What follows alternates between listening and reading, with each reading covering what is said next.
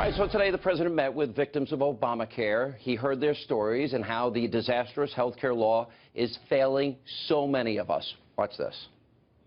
My entire administration and a lot of people in the Senate and a lot of people in the House are committed to repealing and replacing this disastrous law with a health care plan that lowers cost, expands choice, and ensures access for everyone. More competition and less regulation will finally bring down the cost of care, and I think it'll bring it down very significantly. Unfortunately, it takes a while to get there because you have to let that marketplace kick in, and it's going to take a little while to get there. Once it does, it's going to be a thing of beauty.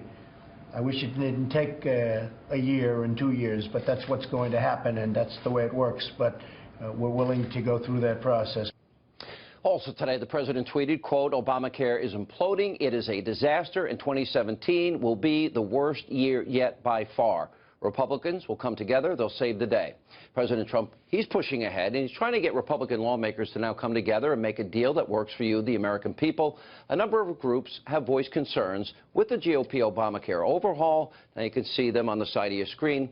Here's my problem with the Republican legislation. They've had 8 years. All the opposition to the GOP Obamacare replacement plan, they knew ahead of time. It's my opinion the president has not really been well served by the Republican Party in the House or the Senate. And this public civil war that's going on, well, it makes the GOP Congress, after having 8 years to get their act together, look like they were ill-prepared for this big moment. So what do we do now moving forward? You can't undo the past. Well, by doing what they should have done, in my opinion, in the beginning.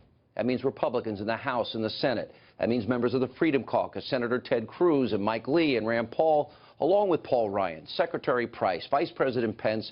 They need to get in a room behind closed doors, hammer out a consensus bill, and personally, I would like to see the plan include health care savings accounts and health care cooperatives.